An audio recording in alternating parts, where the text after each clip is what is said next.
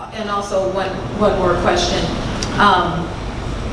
When you make a lot to do about Wilder's physical build, his small ankles, you have a long history of knowing him and watching the evolution of his career. Yeah. Do you feel like he's evolved as a fighter? He's a one-dimensional fighter? What do you think of the evolution of him from the beginning to being a champion? I've got to be very brutally honest, because I'm a very honest man and I speak from the heart. I think Deontay Wilder is an amazing person. I like what he's done with himself.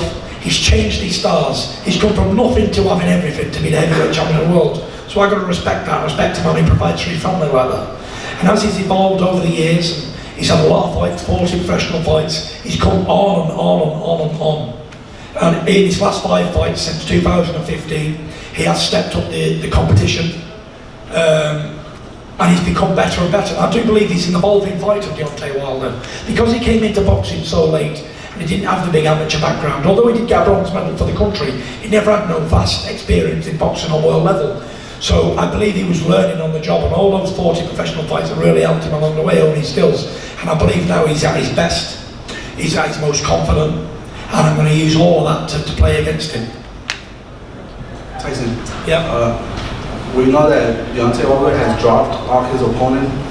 Will you be the first one not to be knocked out or dropped? 100%. Everyone builds Deontay Wilder. We'll look at the record, 40 wins, 39 KOs. But it's not the KOs, it's who you've KO'd. There's a guy who lives here in California called Arreola, the Nightmare. And I spoke to the Nightmare personally, and he said he doesn't hit as hard as both Klitschko's. And he says, I will win the fight. And he's boxed Wilder. So he didn't knock Chris out, did he? Chris retired with an injury. He didn't even look like knocking Arreola out. And then he made excuses after the fight saying this, that and the other, my hand, my shoulder, whatever. He isn't this big knockout king that everybody thinks. A lot of people are going into the ring and looking for a comfy position on the canvas before they go in there. They're afraid. They think Deontay Wilder, big power, hits me, I fall down.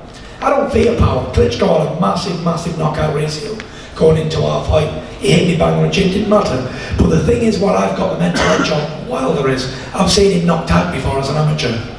Nobody ever knocked me out as an amateur or professional. But I've seen him with a head guard on and big padded gloves being knocked out.